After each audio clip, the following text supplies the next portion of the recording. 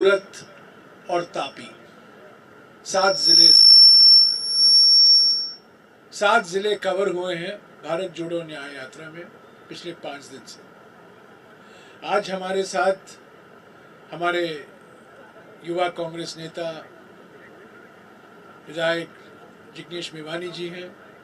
वो आपको गुजरात में भारत जोड़ो न्याय यात्रा का क्या अनुभव रहा है, उसका क्या असर हुआ है, उसके बारे में आपको जानकारी देंगे। मैं यही कहूँगा कि कल विश्राम का दिन है, कल भारत जोड़ो यात्रा नहीं होगा।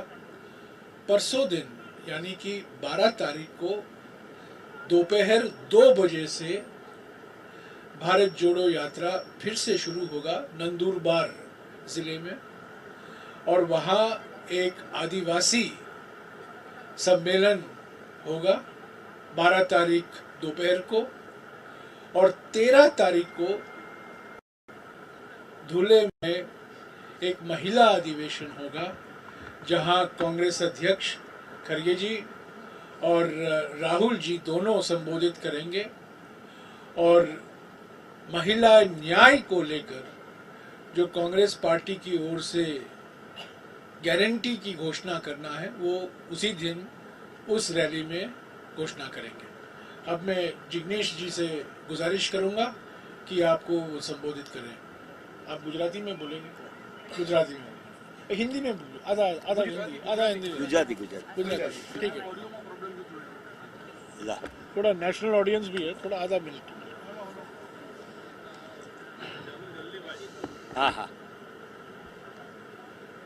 હું એક કોંગ્રેસના કાર્યકર્તા તરીકે અને એક દેશના નાગરિક તરીકે બહુ ક્યુરિયોસિટીથી, કૌતુકતાથી ભારત જોડો યાત્રાને જોઈ શકતો હતો।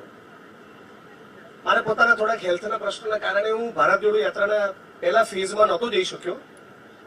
હું સતત વિચારતો હતો કે દુનિયાના ઇતિહાસમાં, માનવ સભ્યતાના ઇતિહાસમાં કોઈ પણ જાહેર જીવનનો વ્યક્તિ એ 4000 કિલોમીટર રાષ્ટ્ર નિર્માણ માટે ભાઈચારા, પ્રેમનો અને કોમી એકતાનો સંદેશ લઈને નીકળ્યો હોય, આવો કદાચ માનવ સભ્યતાના ઇતિહાસમાં બીજો કોઈ દાખલો નથી। અને એવા સંજોગોમાં થયું જ્યારે ઉના કાંડથી આપણે બધા વાકેફ છીએ કે ફક્ત દલિત સમાજથી બિલોંગ કરતા હોવાના કારણે દલિત સમાજના 4 નિર્દોષ યુવકોને પોલીસ સ્ટેશનની બહાર ભર બજારમાં એમની ચામડી ઉતારી નાખવામાં આવી। આ ભારત જોડો યાત્રા એવા સમયમાં થઈ હતી કે ફક્ત મુસ્લિમ ધર્મથી બિલોંગ કરતા હોવાના કારણે અનેક મુસ્લિમ સમાજના યુવકોને મોબ લિન્ચિંગમાં સડક ઉપર રેસી નાખવામાં આવ્યા હોય। એવા સમયે ભારત જોડો યાત્રા થઈ જ્યારે બિલ્કિસ બાનોના બળાત્કારીઓને જેલમાંથી છોડી નિર્લજ્જતાપૂર્વક લાડવા ખવડાવવામાં આવ્યા હોય ગુજરાતની અંદર, ગુજરાતની અસ્મિતા અને ગુજરાતના ગૌરવને ખંડિત કરીને। એવા સમયે ભારત જોડો યાત્રા થઈ જ્યારે આરએસએસના એક મંચ પરથી એક માણસ એવું બોલ્યો કે મુસ્લિમ સમાજની સ્ત્રીઓના ડેડ બોડીને બહાર કાઢીને એની પર રેપ કરવો જોઈએ। આ એવા સમયમાં ભારત જોડો યાત્રા થઈ જ્યારે આસામની અંદર એક માણસના મૃતદેહની ઉપર નાચ કરતો હતો। સૂફી સંતોની પરંપરાની આ ભૂમિ, નરસિંહ મહેતાનું ગુજરાત અને નરસિંહ મહેતાનો દેશ, રવિદાસ, નાનક, કબીર, જ્ઞાનદેવ, નામદેવ, તુકારામ આવા ભક્તિ આંદોલનના કવિઓ, સંતો, મહંતોની આ ભૂમિ, ભારત ભૂમિ, જેમાં ગાંધી થયા, સરદાર પટેલ થયા, જેમાં સાવિત્રીબાઈ ફૂલે, જ્યોતિબા ફૂલે, રામાસ્વામી પેરિયાર, કલ્યાણકલી, નારાયણ ગુરુ, ડોક્ટર બાબા સાહેબ આંબેડકર જેવા માણસો થયા। એ દેશની અંદર આ પ્રમાણે ધર્મની રાજનીતિ કરી સમાજને સતત હિન્દુ મુસલમાનમાં વિભાજિત કરવામાં આવે આરએસએસ અને ભાજપ દ્વારા, અને આ દેશના આત્મા ઉપર એક પ્રકારનો પ્રહાર કરવામાં આવેલો।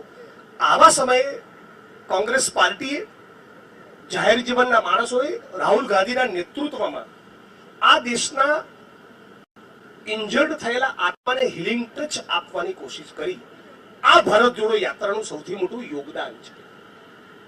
અને એ જ ભારત જોડો યાત્રા 4000 કિલોમીટરની સફળતા બાદ ગુજરાતમાં પહોંચે છે ભારત જોડો ન્યાય યાત્રા સ્વરૂપે, અને એનો પ્રવેશ થાય છે ઝાલોદ ખાતે। એ ઝાલોદ અને એ દાહોદ જ્યાંના આદિવાસી કડિયા મજૂરોના લોહીને પરસેવાથી મારું મકાન બન્યું છે, એ ઝાલોદ અને દાહોદ જેના આદિવાસી કડિયા મજૂરોના લોહીને પરસેવાથી તમામ પત્રકાર મિત્રો જે ન્યૂઝ ચેનલોમાં અને અખબારોમાં કામ કરે છે એમના ભવનો બંધાયા છે.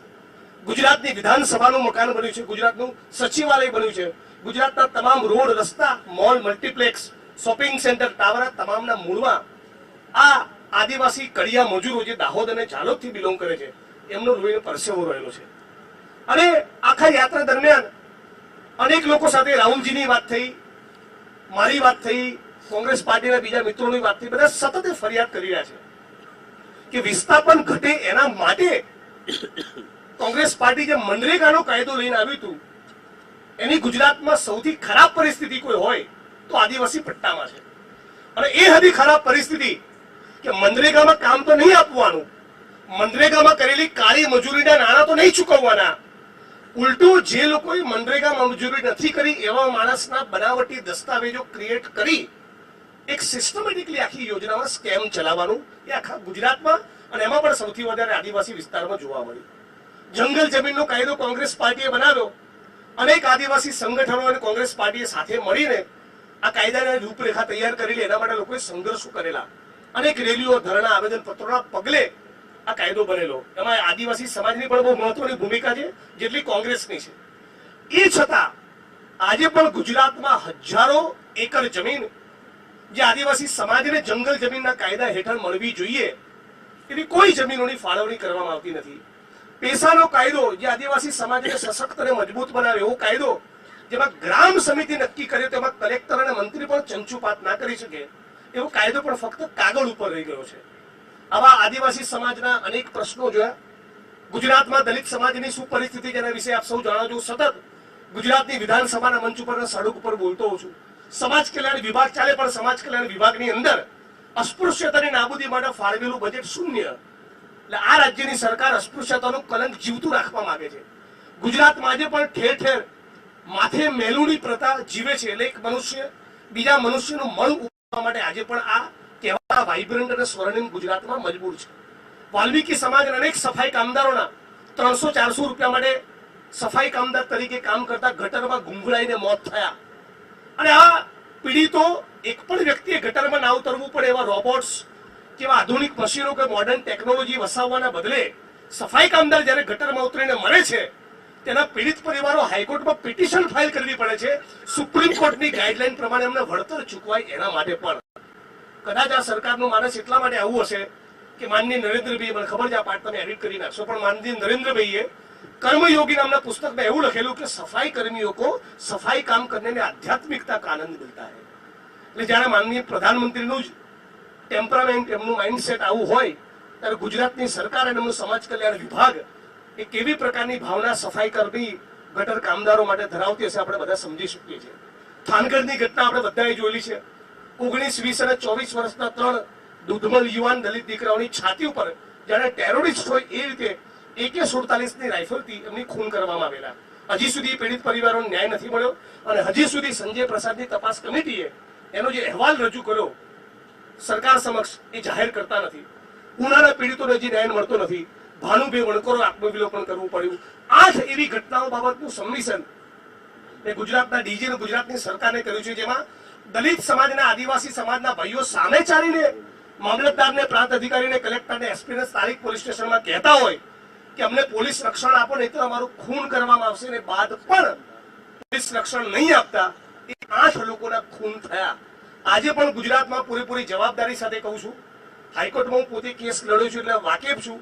20,000 એકર જમીન એવી છે જે આદિવાસી, ઓબીસી અને દલિત સમાજની માલિકીની છે કે દલિત સમાજને ફાળવેલી છે. 7 એમનું નામ છે. તમામ મહેસૂલ રેકોર્ડમાં એમની એન્ટ્રી બોલે છે અને છતાં એ જમીનોમાં અસામાજિક તત્વોના, આરએસએસ અને ભાજપના લોકોના, ગુંડાઓના ગેરકાયદેસર કબજા છે.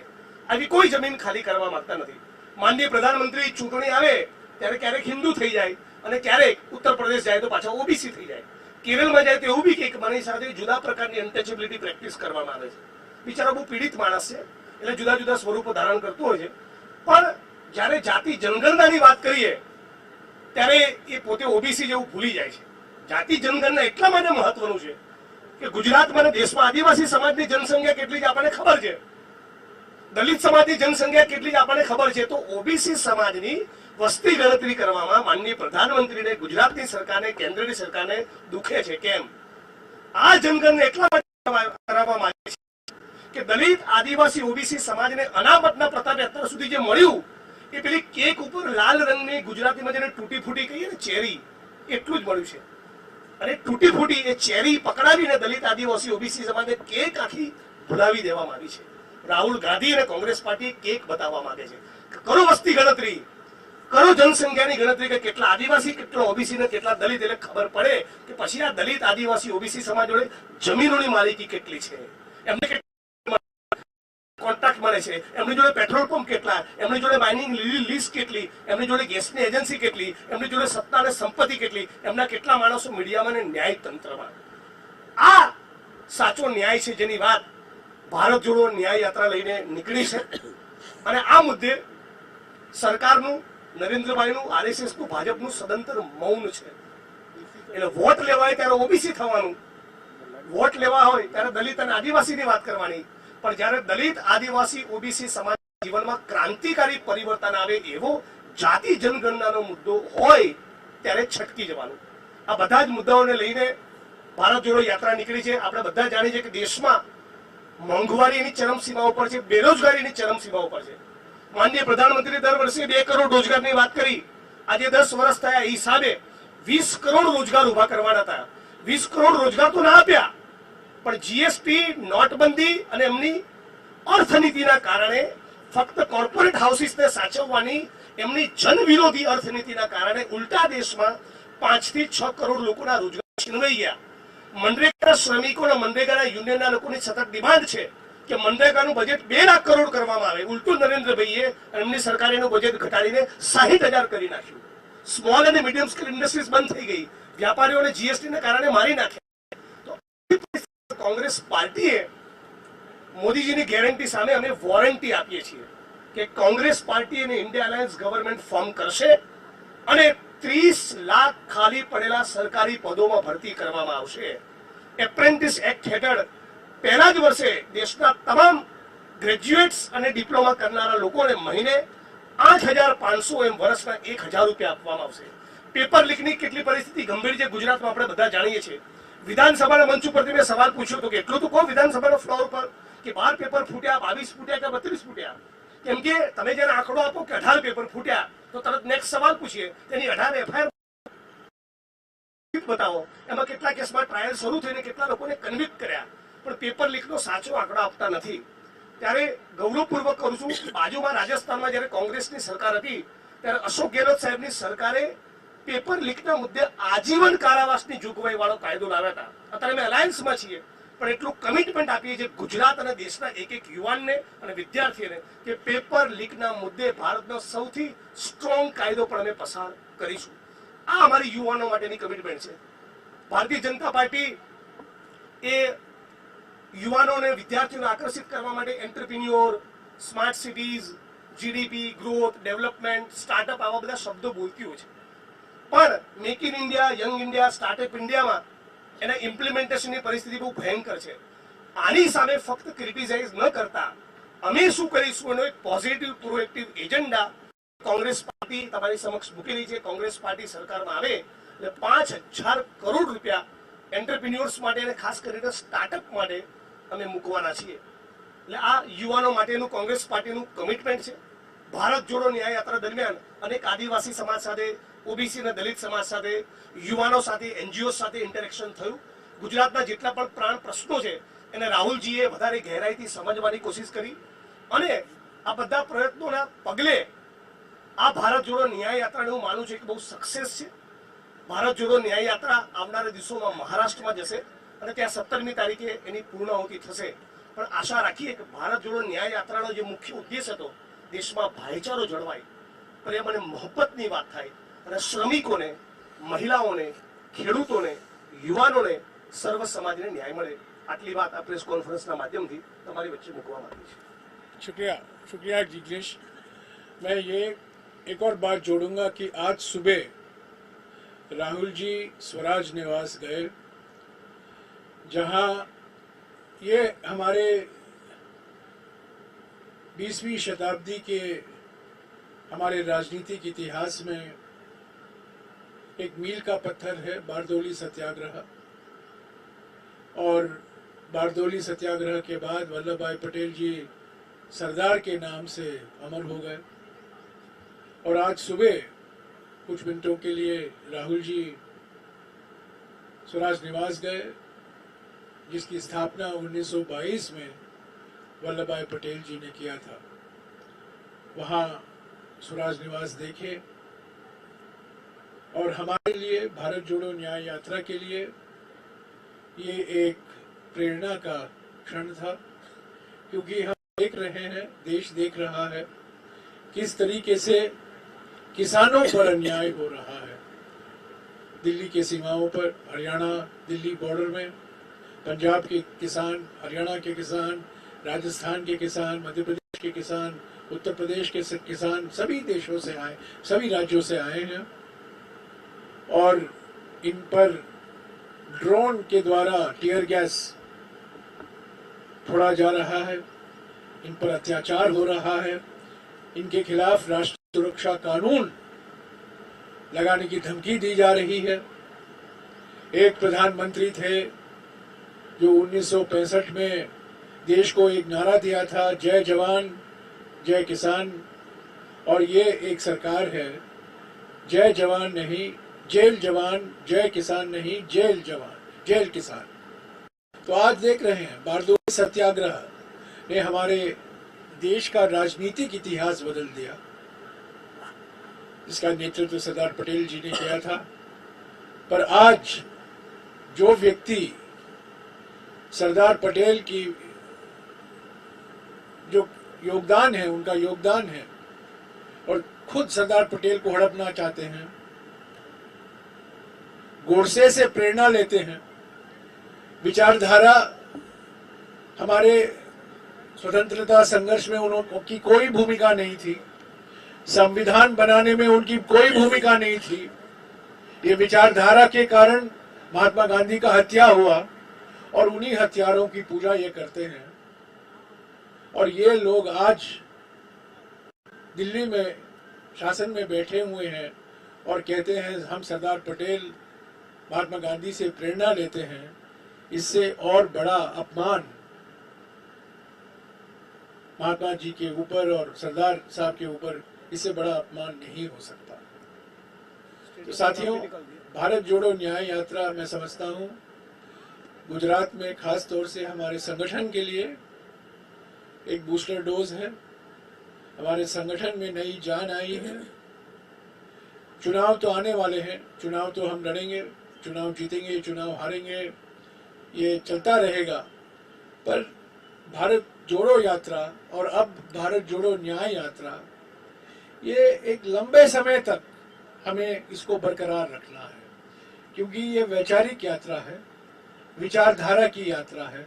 और हम मुकाबला बीजेपी के साथ चुनाव में कर रहे हैं, पर हम मुकाबला आरएसएस का विचारधारा की मैदान में कर रहे हैं। और ये विचारधारा के खिलाफ जो हम लड़ाई लड़ रहे हैं, आरएसएस विचारधारा के खिलाफ, ये 1-2 महीने में, 1-2 साल में समाप्त नहीं होगा। ये चलता रहेगा, चलता रहेगा। हम चुनाव लड़ते रहेंगे, जीतेंगे हारेंगे, वो वास्तविक है। पर राहुल जी ने रास्ता दिखाया है कांग्रेस पार्टी को कि हमें हमारी विचारधारा को मजबूत करना है। हमारे संगठन में, हमारे कार्यकर्ताओं में हमारी जो विचारधारा है, हमारे जो सिद्धांत हैं, हम जिसके लिए हम मरने को तैयार हैं,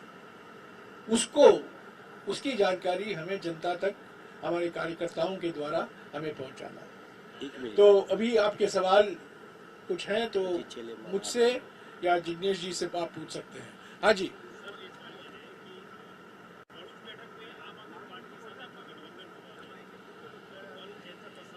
मैं यहाँ विचारधारा की बात कर रहा हूँ और आप यहाँ गठबंधन की बात कर रहे हैं। जमीन आसमान का फर्क है। पूछिए पर कौन?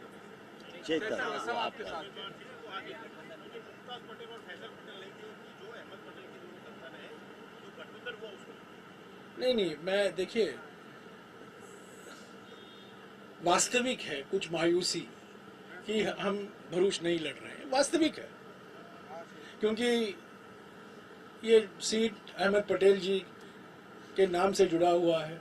हालांकि वो 40 साल से हम वो सीट जीते नहीं हैं, वो अलग बात है, पर फिर भी वो सीट अहमद पटेल के नाम से जुड़ा हुआ है। तो मुझे भी कुछ उदासी हुई, मुझे भी मायूसी हुई जब गठबंधन में हमने आम आदमी पार्टी को वो सीट दिया है, ये वास्तविक है। पर मैं नहीं समझता हूँ फैजल से या मुमताज से कोई ऐसे बयान आए हैं, उन्होंने मायूसी जताई है, वो वास्तविक है, मैं भी समझता हूँ। पर वो कांग्रेस में है, कांग्रेस में रहेंगे, कांग्रेस के साथ वो जुड़े हुए हैं, वो बरकरार रहेगा, उसमें कोई संदेह की बात नहीं है। या उतर चढ़ाव तो होते रहते हैं, पर मैं समझता हूँ कि राहुल जी ने बहुत कोशिश की, वो खुद चाहते थे कि भरूच, क्योंकि अहमद पटेल के नाम से वो जुड़ा हुआ है, कि हम लड़े, पर कुछ कारण हो नहीं पाया। देखिए, जब आप गठबंधन में होते हैं, गठबंधन में कुछ देना पड़ता है, कुछ लेना पड़ता है, कुछ कॉम्प्रोमाइज की जरूरत पड़ती है।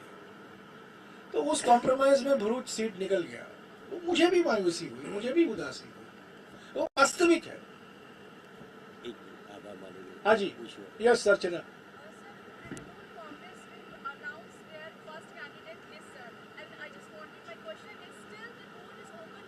Tomorrow 6 p.m. is the meeting of the Central Election Committee. So tomorrow evening you can expect the second list. That's your question? But TMC is announcing their first list. TMC. So I wanted to ask that door is still open for TMC. TMC के बारे में मैं कुछ कहूँगा। मैंने हमेशा कहा है, पिछले 2 महीने से मैं कह रहा हूँ कि हमारे दरवाजे हमेशा खुले हैं, हमारी खिड़कियां खुली हैं, दरवाजे भी खुले हैं, क्योंकि टीएमसी की एक बहुत बड़ी भूमिका रही है, महत्वपूर्ण भूमिका रही है इंडिया गठबंधन बनाने में। पटना में, मुंबई में, बेंगलुरु में और दिल्ली में ममता बनर्जी ने खुद भाग लिया। इस जनबंधन को इंडिया नाम देने में भी उनकी भूमिका रही है। और हमेशा ममता जी ने कहा है कि मेरी प्राथमिकता बीजेपी को हराना है, मैं इंडिया गठबंधन जनबंधन में हूं। तो मैंने हमेशा कहा है कि हम चाहते हैं कि 8 सीट शेयरिंग फॉर्मूला हो टीएमसी के साथ, पर जब सीट शेयरिंग फॉर्मूला होता है तो वो सम्मानजनक होना चाहिए, एक तरफा नहीं होना चाहिए। ऐसा नहीं कि आप घोषणा कर दिया कि ये सीट शेयरिंग फॉर्मूला है। सीट शेयरिंग से बातचीत होती है, उसके बारे में बातचीत में हम कुछ देते हैं, कुछ लेते हैं। ऐसा नहीं है कि हमने पश्चिम बंगाल में वीआरएस ले दिया है, हमने वीआरएस नहीं लिया है। एक जमाने में 40% वोट हमारा कांग्रेस पार्टी का था और टीएमसी ने ज्यादातर वो वोट ले गई है। पर टीएमसी का पूरा नाम क्या है? तृणमूल पार्टी नहीं है, तृणमूल कांग्रेस है। कांग्रेस का नाम टीएमसी में है, तो टीएमसी जानती है कि कांग्रेस के नाम पर वोट पड़ते हैं, समर्थन है। अफसोस की बात है कि आज तक हमने सीट शेयरिंग फॉर्मूला उनके साथ हम नहीं कर पाए। हम चाहते थे, मैंने बार बार कहा है, आज भी दोहराऊंगा कि एक तरफा सीट शेयरिंग फॉर्मूला की घोषणा नहीं होनी चाहिए। ईमानदारी से हम बात करें, खुले मन से और बड़े दिल से हम बात करें, और जो आपको स्वीकार है और हमें स्वीकार है उसके आधार पर एक फॉर्मूला तय करें। वो नहीं हो पाया है। क्या ये अंतिम निर्णायक कदम है टीएमसी की ओर से? मैं नहीं कह सकता हूं, पर कांग्रेस पार्टी तैयार है आखिरी वक्त तक एक समझौता के लिए, पर वो समझौता सम्मानजनक समझौता होना चाहिए, एक तरफा नहीं होना चाहिए। बातचीत का नतीजा होना चाहिए। आपको जवाब मिल गया? और कौन कुछ सवाल? एक आभार मानने का सर। हाँ जी, एक आभार मानने का सर मीडिया का। हाँ जी, पूछे ना। તમામ પત્રકાર ભાઈ બહેનોએ છેલ્લા 4 દિવસમાં 5 લોકસભા 440 કિલોમીટરના 7 જિલ્લામાં સતત કવરેજ આપીને અમને મદદ કરી છે એની માટે ગુજરાત પ્રદેશ કોંગ્રેસ સમિતિના સન્માનીય પ્રમુખ શ્રી શક્તિસિંહજી ગોહિલે આપનો સૌનો વિશેષ આભાર માન્યો છે। શક્તિસિંહજીને માનનીય રાહુલજીને એરપોર્ટ ઉપર મૂકવા જવાનો પ્રોટોકોલ પ્રમાણે તેઓ ત્યાં ગયા છે, પણ આપ સૌનો ખૂબ ખૂબ આભાર। जो नेशनल में से आए वो सभी पत्रकारों का भी तहे से दिल से मैं आभार व्यक्त करता हूं कि आप लोगों ने भी हमको मदद किया है। आप सबको कहीं पे भी किसी को भी कोई दिक्कत पड़ी है तो मैं गुजरात कांग्रेस की ओर से मैं आप सबकी माफी चाहता हूं, पर आप लोगों ने बहुत मदद की है। और राहुल जी तो आज आपकी मीडिया वन में आए थे तो आप सबको जो सबसे बड़ी बात हो गई थी वो राहुल जी के साथ आपका बातचीत भी हो गई, फोटो भी हो गया, तो आप सबका फिर से मैं आभार व्यक्त करता हूँ। मैं एक ही बात कहूंगा अंत में कि भारत जोड़ो न्याय यात्रा के बाद ये किसी के मन में शक नहीं होना चाहिए, टाइगर अभी भी जिंदा है। आप બધા મિત્રો